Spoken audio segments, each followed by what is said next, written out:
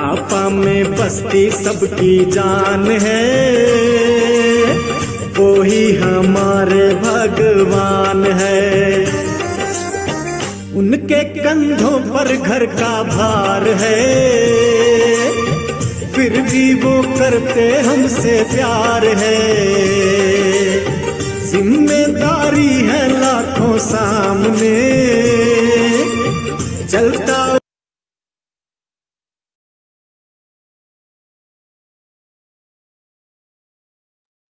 चलो सेल्फी के लिए आगे आइए मंदा मैम। सेल्फी निकालने के लिए वीडियो ऑन करो।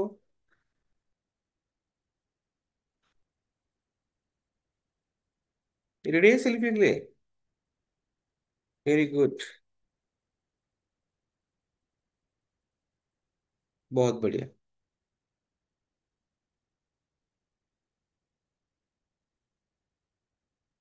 हमेशा उनका ध्यान है, करना हमेशा सम्मान है। पापा हमारे घर की शान है, उनके बिना जीवन वीरान है।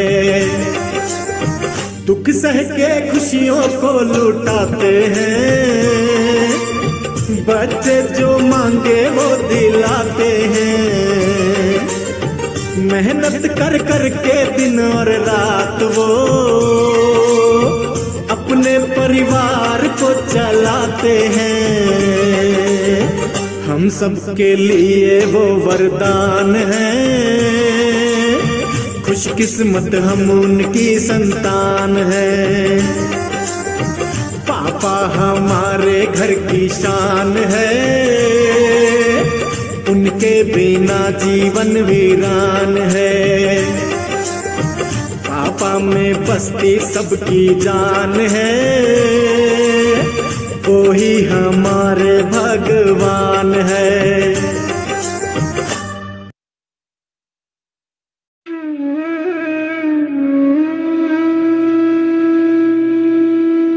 लहान असल्यापासून आई मुलांना सांगत असते, इथे जाऊ नको बाबा मारेल, तिथे जाऊ नको बाबा मारेल, झाडावर चढू नको बाबा मारेल, नदीवर जाऊ नको बाबा मारेल, शाळेत जा नाहीतर बाबा मारेल, हे करू नको नाहीतर बाबा मारेल, ते करू नको नाहीतर बाबा मारेल। मग मुलं सुद्धा बाबांना घाबरतात, बाबांच्या भयानं शाळेत जातात, बाबांनी मारू नये म्हणून अभ्यास करतात, बाबांच्या दहशतीखाली शिकत राहतात। हळूहळू मुलं बाबांकडे दुर्लक्ष करून आईवरच प्रेम करू लागतात, मनामधून बाबांना काढून टाकतात आणि आईच्या चरणावरती सर्वस्व अर्पण करतात। बाबांपासून 4 हात लांबच राहतात। मुलं आईचं गाणं गातात, मुलं आईवर कविता करतात। कोणतंच मूल बाबाला दुधावरची साय म्हणत नाही, लंगड्याचा पाय म्हणत नाही, वासराची गाय म्हणत नाही। बाबांसाठी मुलांकडे शब्दच नसतात। मुलाच्या पायाला ठेच लागली तरी मुलं बापरे म्हणत नाही, आणि साने गुरुजींनाही श्यामचा बाप दिसत नाही। आई घरात असली की घर कसं भरल्यासारखं वाटतं, बाबा घरात असले की मात्र स्मशान शांतता। मुलं शपथ सुद्धा आईचीच घेतात, बाबा शपथेच्याही लायकीचा नसतो। बाबा असतो तो केवळ मुलांच्या नावाच्या आणि आडनावाच्या मध्ये, नावापुरता। मुलं विठोबाला माऊली म्हणतात, धरणीला माय म्हणतात आणि देशाला माता म्हणतात। बाबा मात्र धरणीतून, देशातून आणि मुलांच्या मनातून केव्हाच झालेला असतो हद्दपार। बाबा असतो कठोर, काळीज नसलेला, निर्दयी, मारकुटा। बाबा असतो मुलांच्या स्वप्नात येणारा बागुलबुवा। बाबा म्हणजे केवळ रुपये पैसे कमावण्याचं यंत्र। तेवढं काम त्यानं केलं की त्याचं कर्तृत्व संपलं। पण असं असूनही बाबा मेल्यावर मुलांच्या छातीत धडकी का भरते? का उघळतो मुलांच्या डोळ्यातून पाऊस? का वाटतं मुलांना पायाखालची जमीन सरकल्यासारखी? का वाटतं मुलांना आपण बेसहारा झालोय? का हंबरतात मुलं बाबा मेल्यावर? का मुलं घाबरतात बाबा गेल्यावर? कथा, कादंबऱ्या आणि कवितेत कधीही नसलेला हा पत्थर दिल बाबा प्रत्यक्षात जेव्हा नसलेला होतो, तेव्हा का वाटतं मुलांना की डोळे मिटून जी प्रेम करते तिला प्रेयसी म्हणतात, डोळे उघडे ठेवून जी प्रेम करते तिला मैत्री म्हणतात, डोळे वटारून जी प्रेम करते तिला पत्नी म्हणतात, आणि स्वतःचे डोळे मिटेपर्यंत जी प्रेम करते तिला आई म्हणतात.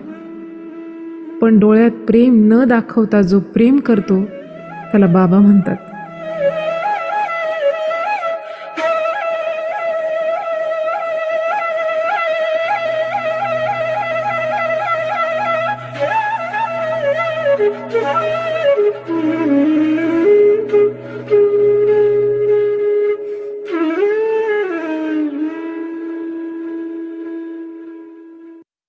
माऊली माऊली ज्या अर्थतेने तुम्ही गाणं केलंय त्या अर्थतेने मी ही कविता लिहिली आहे, ती तुमच्यापर्यंत पोहोचावी.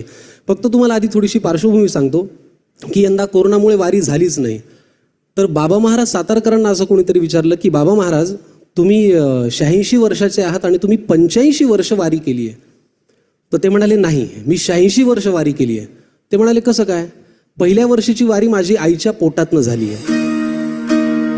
हे ऐकल्यानंतर मला खूप गलबलून आलं. मग त्यांना विचारण्यात आलं की मग तुम्हाला वाईट नाही वाटत यंदा वारी चुकली? तर ते म्हणाले नाही, 86 वर्ष वारी पांडुरंगाची सुद्धा होत होती, मग ती त्याची चुकली, माझी नाही. हे ऐकल्यानंतर मला खूप कालवलं असं मनामध्ये. आणि मग त्या भावनेतनं मी लिहिलं की त्या हक्काने जर एक वारकरी पांडुरंगाशी बोलू लागला तर तो काय बोलेल की पंढरीच्या विठुराया कस काय रे बरं आहे का? पंढरीच्या विठुराया कस काय रे बरं आहे का? यंदा वारी नाही म्हणे, हा खरंय का? पंढरीच्या विठुराया कस काय रे बरं आहे का? यंदा वारी नाही म्हणे, हा खरंय का? म्हणजे आम्ही यंदा रखमाई आणि पांडुरंगाला पाहायचं नाही? अरे लेकरांनीच कसं आपली आईन बापाकडे यायचं नाही? नाही आम्हाला काही अडचण नाही, आम्ही डोळे झाकून घेतो. नाही आम्हाला काही अडचण नाही, आम्ही डोळे झाकून घेतो. नुसतं श्रीहरी म्हणलं की तुझा चेहरा येतो. पण विचार कराय बाबा, तुला खरंच जमल का? अरे पंढरीचं गजबजली नाही तर तुझा जीव रमल का? पण पंढरीच्या विठुराया वारी नाही हे वाईटच झालं.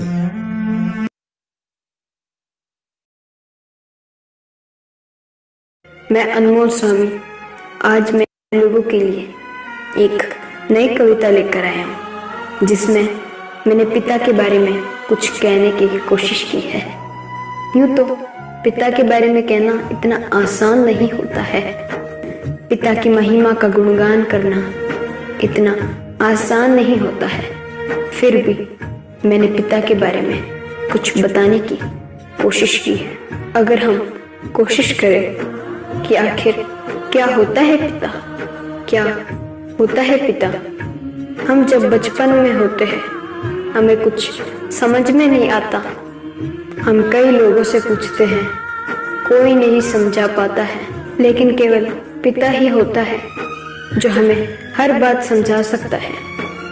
हर बात समझाने वाला इंसान होता है पिता. बहुत बुद्धिमान होता है पिता, बहुत बुद्धिमान होता है पिता. जो भी चीज हम मांगते हैं जीवन में, जो कुछ भी ख्वाहिश करते हैं, जो भी डिमांड करते हैं पिता से, वो हर चीज दिलाने वाला इंसान होता है पिता. बहुत धनवान होता है पिता, बहुत धनवान होता है पिता. हमारे ऊपर आने वाली तमाम मुसीबतों को लेकर उनसे लड़ने वाला इंसान होता है पिता. बहुत बलवान होता है पिता. जो भी मुसीबतें आती हैं उन सारी मुसीबतों को अचानक दूर कर देने वाला इंसान होता है पिता. शक्तिमान होता है पिता. अगर मैं संक्षेप में कहूँ तो वास्तव में भगवान होता है पिता. आज मैंने इस कविता में बस पिता के बारे में छोटी सी व्याख्या की है. मुझे मालूम है कि पिता की व्याख्या करना इतना आसान नहीं होता है, लेकिन मैंने कुछ प्रयास किया है. आप सुनेंगे, आपको अच्छा लगे तो एक लाइक करिएगा और कम से कम एक शेयर करेगा अपने पिता के नाम. एक लाइक और एक शेयर. कविता सुनते हैं.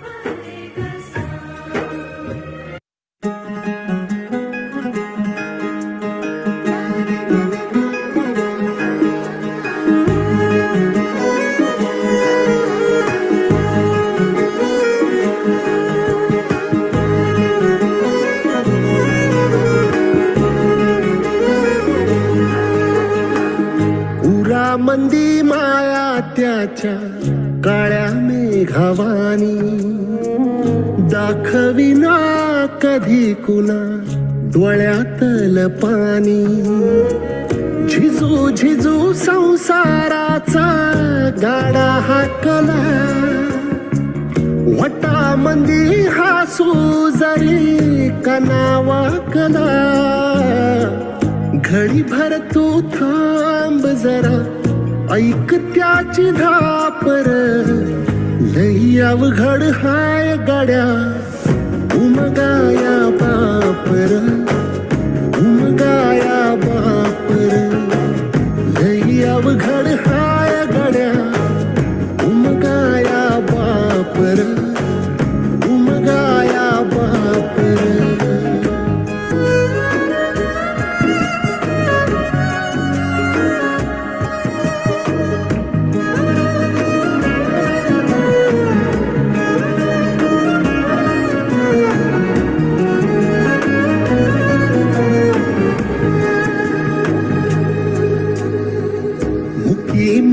माया त्याची.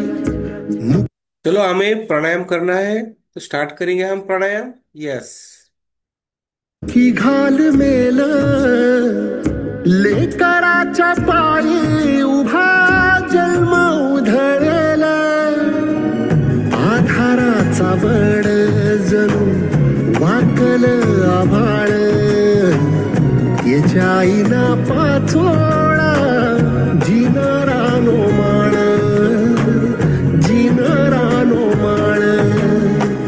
घडीभर तू थांब जरा, ऐक त्याची धापर, लई अवघड हाय गड्या उमगाया बापर.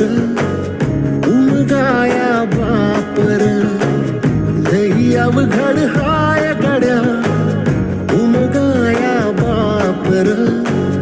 उमगाया बापर.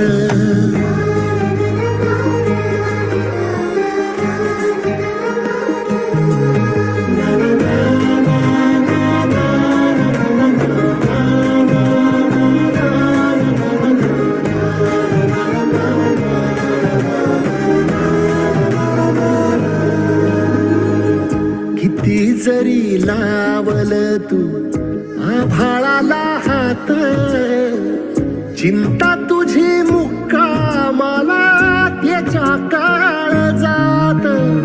कपालभाती प्राणायाम. वाचतेच्या डोळ्यातली कधी कासावेशी, तुझ्या पायी राबानवी हाय त्याचे खुशीर. हाय त्याचे खुशी. घडीभर तू थांब जरा, ऐक त्याची धापर, लई अवघड हाय गड्या उमगाया बापर. उमगाया बापर, लई अवघड हाय गड्या उमगाया बापर. उमगाया बापर.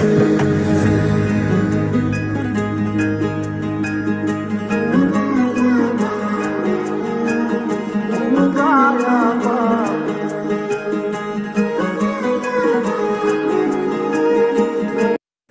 कवितेचे नाव बाप. कवी मयूर मधुकरराव जोशी. बाप हा खऱ्या अर्थाने घराचा बाप असतो. आपल्या विचारांच्या पलीकडे खूप काही सोसतो. बाप हा खऱ्या अर्थाने घराचा बाप असतो. आपल्या विचारांच्या पलीकडे खूप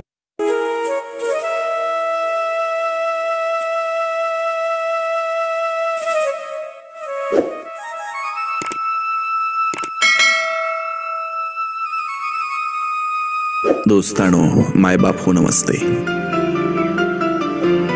आज एक असा वेगळा विचार तुमच्यासाठी घेऊन आलोय.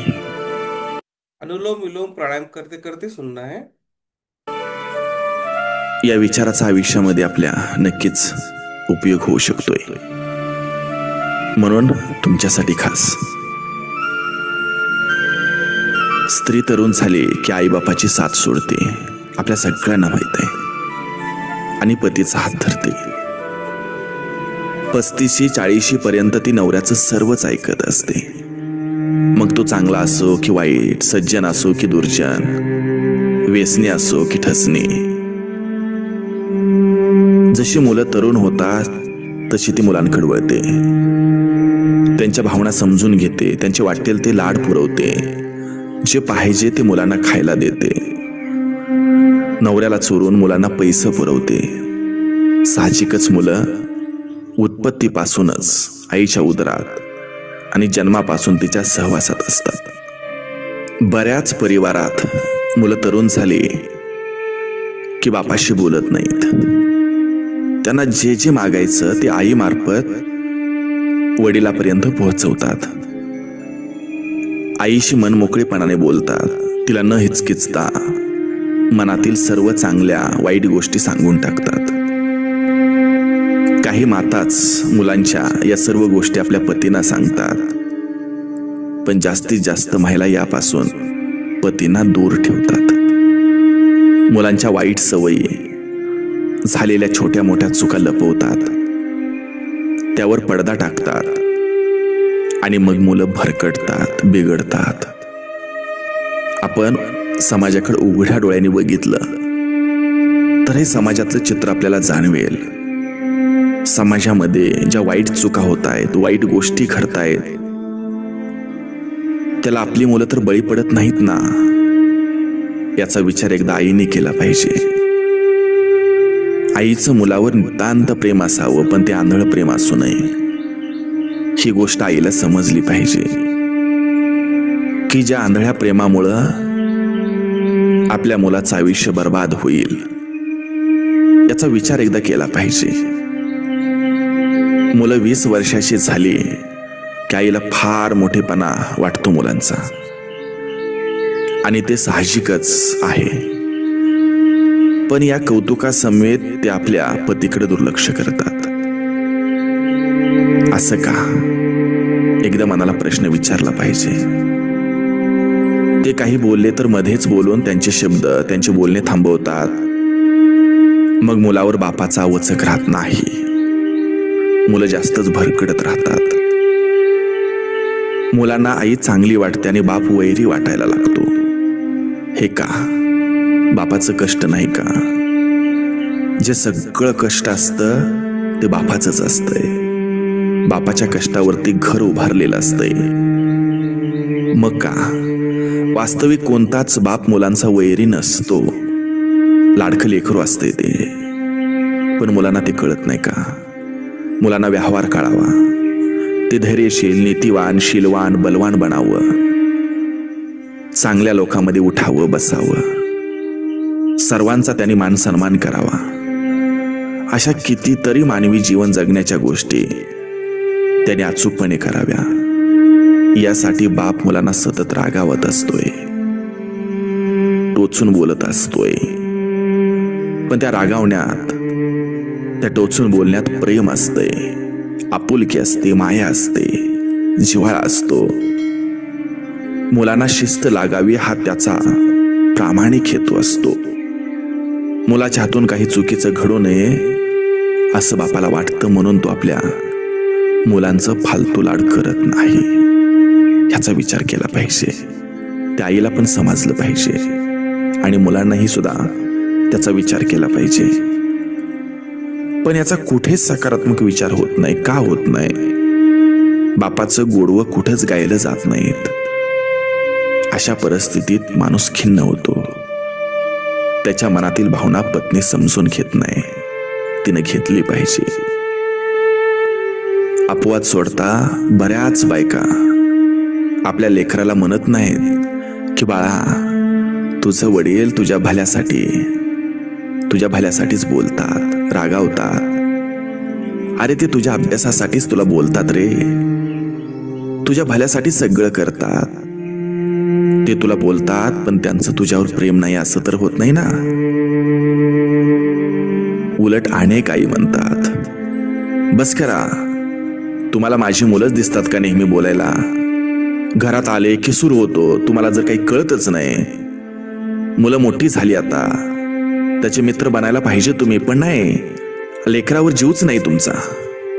अहो कधीतरी प्रेमानं बोलतं करा मुलांशी, तुम्ही बोला त्यांच्याशी.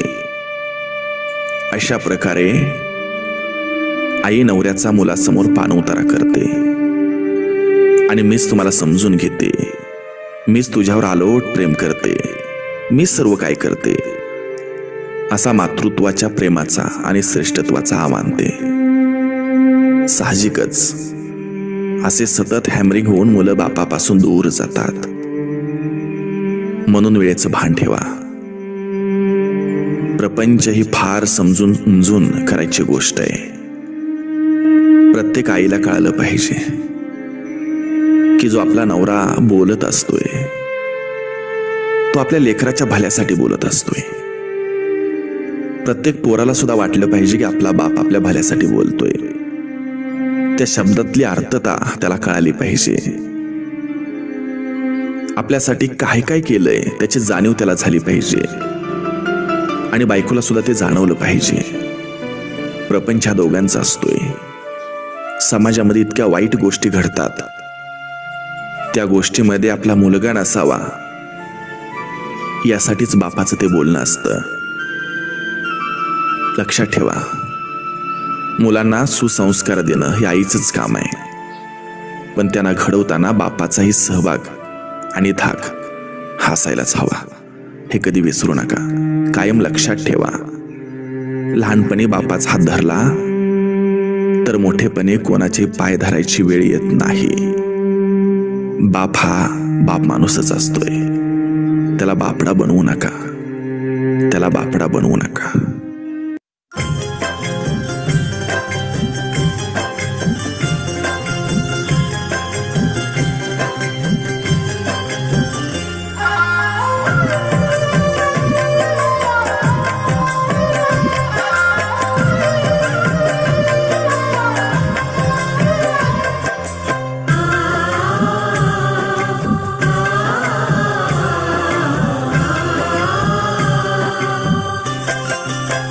आईचे मोल कसे लावाल, आईचे मोल कसे लावाल, बाबाचे त्याग कसे मोजाल, बाबाचे त्याग कसे मोजाल, आईचे मोल कसे लावाल, बाबाचे त्याग कसे मोजाल, कसा लावाल तुम्ही अंदाजा. आई आहे स्वर्ग बाबा दरवाजा, आई आहे स्वर्ग बाबा दरवाजा, आई आहे स्वर्ग बाबा दरवाजा, आई आहे स्वर्ग बाबा दरवाजा. आईचे मोल कसे लावाल, बाबाचे त्याग कसे मोजाल, कसा लावाल तुम्ही अंदाजा. आई आहे स्वर्ग बाबा दरवाजा, आई आहे स्वर्ग बाबा दरवाजा, आई आहे स्वर्ग बाबा दरवाजा, आई आहे स्वर्ग बाबा दरवाजा, आई आहे स्वर्ग बाबा दरवाजा, आई आहे स्वर्ग बाबा दरवाजा.